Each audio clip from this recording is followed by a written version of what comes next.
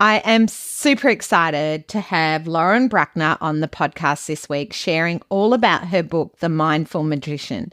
This book is just gorgeous, and I know you are going to love it. If you love Lauren's other books, lots of you know The Kid's Guide to Being Awesome, The Keeping Calm Guru, How to Be a Superhero, or Self-Control to the Rescue, which are for all different ages and stages in teaching children to recognize and regulate emotions. I love all those books because she's an OT and she really does include all the different things children can use to regulate and de-escalate their behaviors.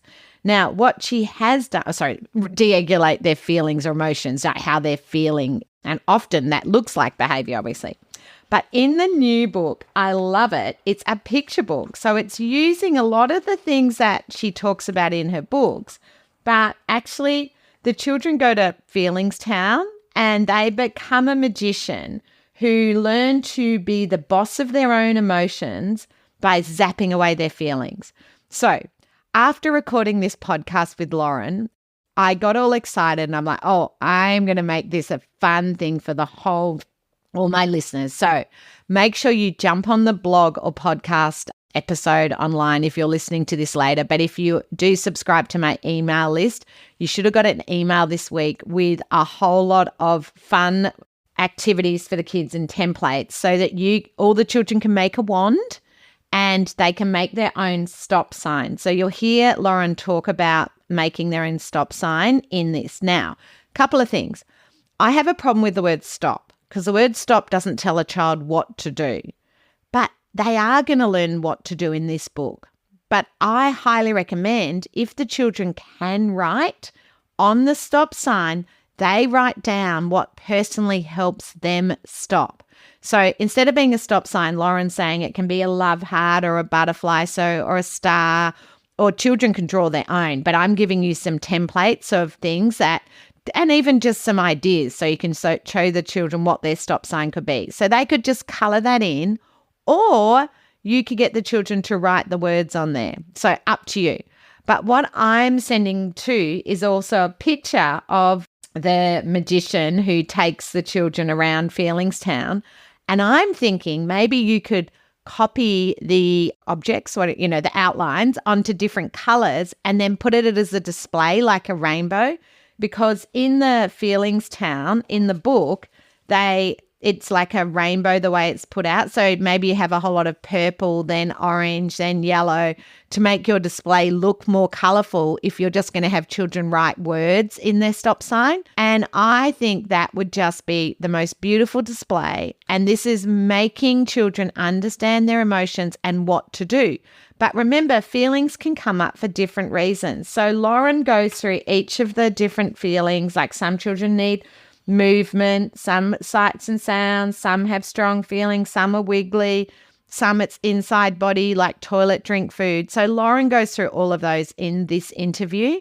But then I would love you to make the display, get children to make their own magic wand, and maybe can have the display in your classroom and they have to go and tap the wand and say what they're going to do. Oh, you could just make this so much fun. I just think this could be awesome. Or you might just laminate that and they keep it in their pocket.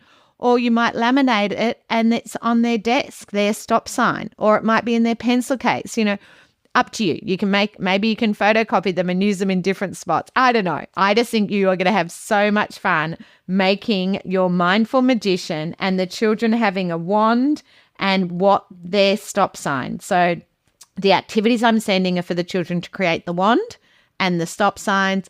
Up to you. But if the children can write words, I'd encourage you to put those on there. And really helping children understand their emotions. This is the best book, The Mindfulness Magician. It's on my website. If you haven't grabbed a copy, make sure you do. I actually recorded this podcast interview a while ago with Lauren, but it's been so hard to get stock in Australia. And I have just literally bought every copy I can find from our supplier because I just love this book and I know you're going to too. So have fun helping children to zap away their emotions and being the boss of their feelings, and have fun making a class display, or at home, maybe you can make a family display. And I think families, you'll love this book too. Welcome, everybody. I am so excited to have Lauren Bruckner on the podcast. She's an occupational therapist and author of one of my favorite books, The Kid's Guide to Being Awesome, which she's come on the podcast to talk about before. So super excited to have you back on. So welcome back. Thank you so much for having me. I'm very excited to be here. It's super exciting. Now, for people who don't know you, can you just tell us a little bit about yourself? Sure. So I'm a treating pediatric occupational therapist. I am an evaluator for the New York City Department of Education. I also treat kids in elementary school twice a week. And while I've been treating, I've developed the Awesome and in Control curriculum as I saw the need for it in the pediatric population to work on self-regulation, like around language, around self-regulation and connected strategies. From there, I also developed a handwriting program as I saw the need for kids to be able to work on underlying skills connected to handwriting, right? Like throughout the day, as well as a curriculum for teachers to implement throughout the day as well. Like, so not hands-on for kids to work on, but like for the teachers to implement around underlying skills connected to self-regulation, like reading, writing, transitions as well. So my 7th book actually came out in April. So that's really exciting. So exciting. And we're going to talk about that. But I realized when we were emailing back and forth that I hadn't had you on to talk about the getting your words on paper, even though I did do a podcast when it came out and told everyone about it. How excited, because it's fabulous having an occupational therapist, because as teachers, we don't learn how to help children get their words on paper.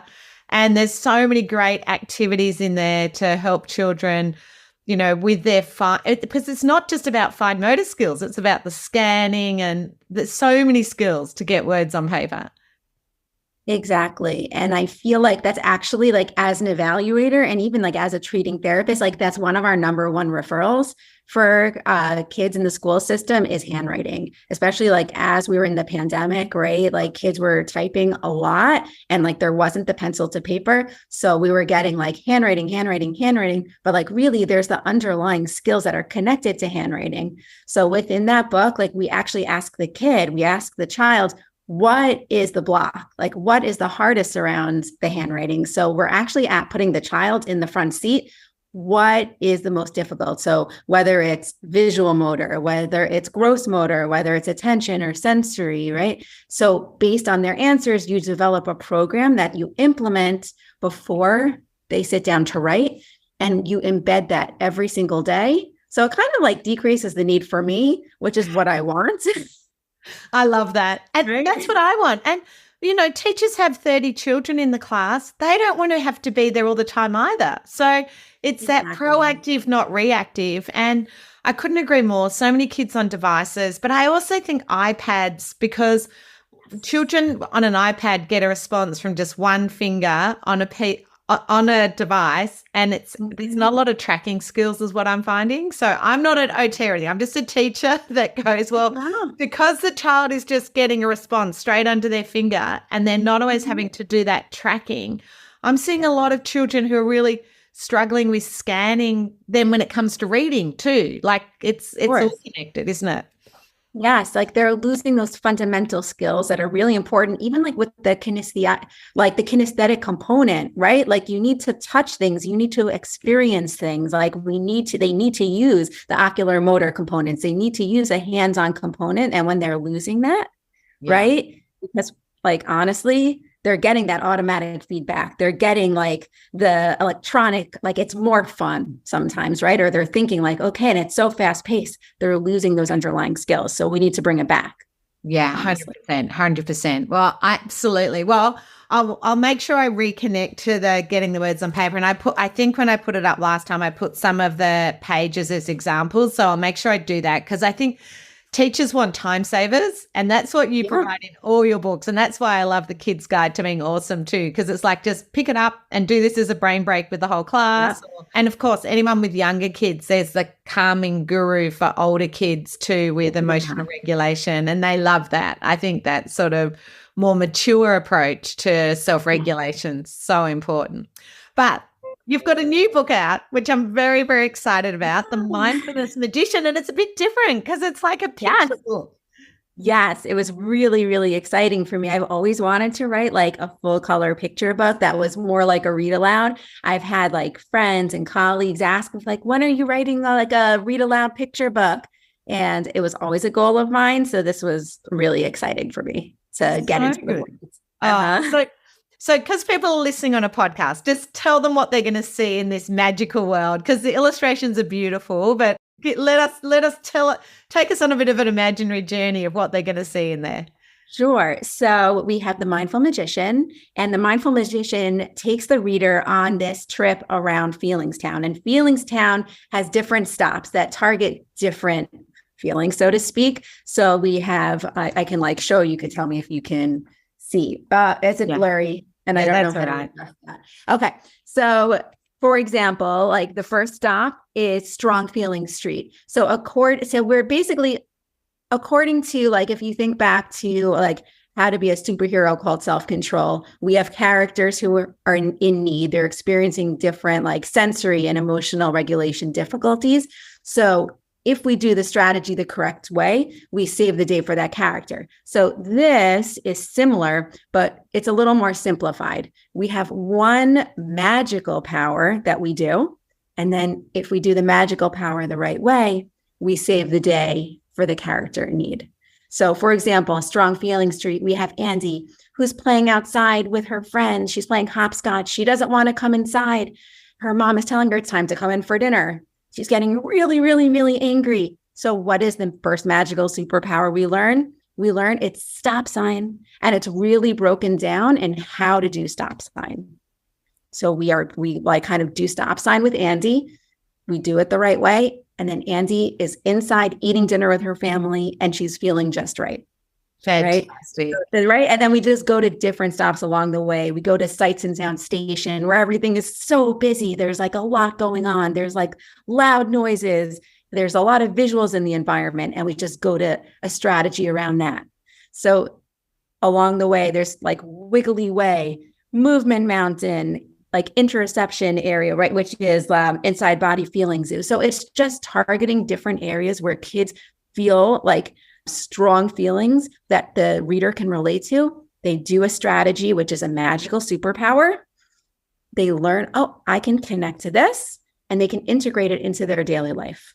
I love it. I love it. And kids love it when you make learning fun and, you know, using that metaphor and analogies and saying it's a magic or a superpower. I just think, you know, it's a bit like the Kids Guide to Being Awesome. It's just so proactive and positive instead of, you know, like I always find with kids, if I can be like, okay, what superpower do we need to use now? I can see that, you know, then they're taking control of their own emotions. And I mean, I think I might have mentioned last time, I call it emotional literacy. We need to give children the literacy and the language to understand their feelings. So what the picture book's doing is sort of bringing all of that literacy together in a way that they can be like, well, I need to stop this and go inside or stop an activity. What magical power do I need to use in this moment, you know?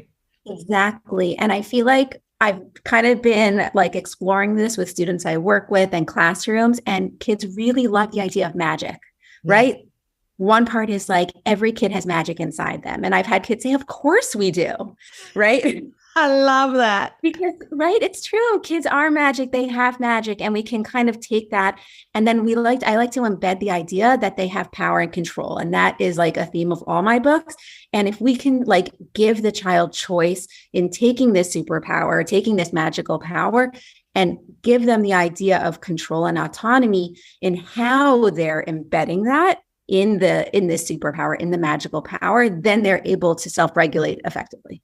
I love it. Right. So it's not just like do the strategy, right? Like in certain ones, it's like, okay, like what color is your stop sign? What does it look like? So they have the choice, they have the control, and they love creating their own stop signs, right? It's sparkly, it's a hexagon, it's, you know, it's made out of diamonds, right? So we're giving them choice. Right. Yeah. And that's amazing. I loved going into a classroom and they were showing me like all these different stop signs. I love it. So cute. And they put it on a wall, right? So there was the stop sign wall. So as soon as the child felt like really frustrated, really dysregulated, the teacher was pointing to the wall, stop sign. Yeah, I love it. Right. I love it. And also making those activities where it then becomes a conversation, like a class conversation, and they can all talk to each other about their stop signs. And so then they've got that neutral understanding. And if they need to, some of my girls on the spectrum particularly co-regulate with their friends. So what you're doing is giving them the language, and so really to say to their friends, what's your stop sign? And we're all talking about that. And then in that moment, they can support their neurodiverse peers because they've got that same language. I love that. Like, that's why I love doing this. Like, everybody's doing the same thing. There's not one child pulled out having their own stop sign. The teacher has their stop sign. Every child has their stop sign. If you're doing this at home, like, mom has a stop sign, right? The brother has a stop sign. The sister has a stop, whoever, right? Like, everybody's on the same page. And if even if, right, like the child is watching mom, for example, like being really frustrated, and they're saying, oh, stop sign. Right? They're modeling the use of the stop sign. So it's not the child feeling like only they have it. Exactly. And I think this is what's so important, that we need children to know we have big emotions as adults too. I think, it's so important. And, I even know my oldest daughter's just started work, and she's going through the, that illusion of work, thinking work is going to be this wonderful place, and I'm like, my husband and I have been reflecting, maybe we didn't tell her enough how hard work can be. That it can be tricky, and we need children no matter what age. She's a young adult, and we're still teaching her that, like, it's okay to get upset at work, like, because she's never worked. Am I allowed to cry at work? Is that okay? Right. And I think every adult has. So, for sure. Yeah. But don't you think we should all be sharing our emotions and telling, because otherwise so many of our children think emotions are wrong, that they should be happy all the time, like a Disney movie, that's right. That's not right, Exactly. And that's like another part of this book is explaining, like, big feelings are totally okay, right? And here's things that we can do to help us manage them when they get too big, and then we can't move past them, right? But everybody has them. Yeah. So, and I think that's what's so important, because some of my children will catastrophize and think they're the only person in the classroom that's feeling that way. And that's why I love your books, because I like to do it as a whole class, and like, hey, we're all going to get up and have a break. And what sort of break do you need? What do I need? And everyone talking, like, sometimes I am tired. Sometimes I need different things. I think that's what's so powerful, getting us all really more conscious of our feelings and emotions, but also we can fix them up, we can feel good again. Exactly. Yeah. 100%. So who illustrated the book? Oh my gosh, she is so amazing. Jennifer Jameson. Like, I have to say, kids look through this book and they are regulated by looking at the pictures, honestly. I felt the same. I'm such a visual person. I just thought the illustrations were beautiful and and interesting. Like, there were so many different, like, not always Wally, but there were different things to look at. And you can spend hours on a page, like, looking at all the little details, and like the little bunnies that have like the little helpers, and like they're silly and cute and adorable. Like, just the little details are so fun. I feel like I have to spend more time looking at all the details. Like, I could have a therapy session with students, like, just dissecting the pictures, and they're so gorgeous. And if I have a sequel, I definitely want to work with her because she's absolutely fantastic. Yeah, she's really brought your words to life. And I think, but I just think, because if you think about, we all feel different feelings and emotions for different reasons. And I just think the pages and the colors have really captured that and just made it so engaging. So, good. So what would you do in the sequel? I have to know now. You know what? It's so funny because I woke up this morning, like, really early, and I was thinking, I don't know, where I was thinking about our talk, and I was like, would I write another book about this? And it's like, you know what? I wonder what it would be like if the mindful magician went to school. Right? And like, what would Feelingstown look like if it was just like school in Feelingstown? And I think that would actually be a really cute sequel. So once I kind of get back into my groove, if I started and if I did my 8th book, I wonder if that is I love it. I think that would be So, amazing because, right? again, for many children that I work with, mainly on the spectrum, that Mhm. often they don't realize other people are having the same emotions and challenges. And Yeah. sometimes a book saying, well, so-and-so feels this way and so-and-so feel, because I always say one activity, we can all feel different emotions in the same activity. Yeah. This week I was talking at a conference and I got them to write down by 9 o'clock every emotion they'd felt. And how Right. this is I adult, love like from when you woke up this morning to now, what are the emotions you felt? And how did you fix up those emotions? Like if there was just as adults, right? Because I was trying to get them to understand that we all have emotions. Of Now, course. some people woke up excited about the conference. Others woke up anxious. Same activity, different feeling, right? And Right. some people regulated with a coffee, of course. But I mean, I can relate to that. But my point is that sometimes we expect every child in the class to feel the same way about the same activity. And that's just not going to happen, No. Everyone's No. going to a conference, everyone doesn't feel the same. You're doing a music activity, some children love it, some hate it, especially my sound sensitive children. They're not too happy about that. No. No. So I love the idea of the magician going to school because I can see like getting the children to think about, you've got me too excited. This isn't meant to be about me. Right. Sorry. No, but I actually really love that idea, right? Because I think sometimes we expect even more of our kids in general, right? Yes. It's like we can be dysregulated, we can be frustrated and mad, but I think it's like sometimes we just expect our kids, of course they're going to be okay. Of course they're going to sit and listen to our lessons and our therapy sessions, and they're going to come home from school totally okay. And I think, and that's, we have our agenda with them, and that's normal because, we have a lot on our plates as adults, but I think it is important to stop and think, okay, wait, they're kids. Exactly. And I always say, like when I talk at conferences, I always have your awesome book there and I always do brain breaks. And I always say, notice yourself as a learner today. There are times that you will be turned off, switching off. Well, what do you do to regulate? That's why we have to teach the children, because many of our children don't know how to get back to that spot. So yeah. And now we can add the magician and we can say, well, what would the magician do? Yeah. I love it. I love it. Yeah. Exactly. And then the magician's going to go to school now. Now you've told all my audience. Yeah, I'm telling you, I have to pitch this to my publisher. Absolutely.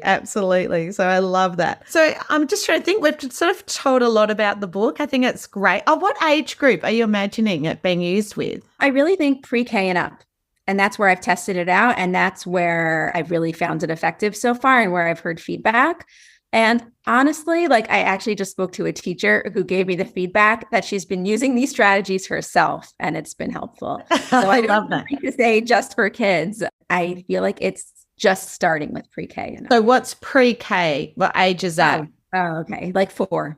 4 and up. Yeah, I thought 4 and up when I read it. I never sort of, I always like to check with the author what they were thinking, but I think 4-year-olds and up could actually use the strategies and the language that it was pitched at. I really like that. That's so gorgeous. Well, congratulations. What'd you say? Book number 8. Book number 8, is it? Yeah. Right. Yeah, it's so exciting. I'm excited now. It's so exciting. Well, thank you so much for coming on and also for sharing a little bit about getting your words on paper. I highly recommend that everybody have a look at both of those books. And I'm pretty sure most people should have all your other ones, but I'll make sure I link to all of them in the blog. Oh, is there any downloadable activities in the new book? Oh, yeah. I'm actually very excited about it. I wound up because I wanted this book to be really simple for kids to integrate one strategy per area of difficulty, I only did one. But if you go to the download section on JKP or #UK, you will get added areas. If you want to work on besides stop sign for a strong feeling street, for example, there will be another few strategies. If you want more information, there's a whole list and added ways for you to integrate the strategies into daily life. So there's like added area, like added strategies per area. So there's a bunch of added contents. Oh, great. Well, I'll make sure I link to that and maybe put one of an example. That's the great thing with books now. We can just have a link that takes us to other really good content and ideas. Fantastic. So what's your stop sign? What's yours? You know what? For next, so my favorite colors are pink and green. And I love the idea of a heart. I just think that's peaceful and beautiful. And it's just pink and green. I love it. A heart. Yeah. I think that is so gorgeous. Well, my word for last year was joy. And I think a joyful heart would have to have been mine last year. You know, and do you have any colors or? I'm a blue and red girl. And I've always been navy and red. I don't know. So yeah, that deep blue. Yeah, I would definitely do it in that. And I still do my diary in colored textures every week because it makes me happy. Really? Yeah. It's just about knowing your strategies and what works, right? 100%. 100%. I'm a Post-it note and color texter girl still. It's just knowing yourself and what works for you. That's just what it is. And I think kids like to see that. I really do. Yes. You know? Yeah. They do. They do. And I will name it for the kids I work with and be like, okay, like for me, mantras are really helpful. Saying like, I can do it. No big deal. Showing them a stop sign and having like modeling it. I just feel like it's effective. Yeah, 100%, 100%. Well, thank you. And I love your love heart, your pink and green love heart of I think that'll inspire lots of people today to go and have a think what their stop sign is. In fact, I might, when the podcast goes live, ask people in my Facebook podcast group what their stop sign is. That'd be a really fun question. I'm curious to see what you guys all decide. I love it. I love it. Thank you so much. I know it's very early in the morning there, so go and get some more coffee. And it's late by you, so yeah, it's great. Well, I'm so glad we were able to connect. I really, really appreciate it. Thank you. Yes, thank you for having me. Absolute pleasure.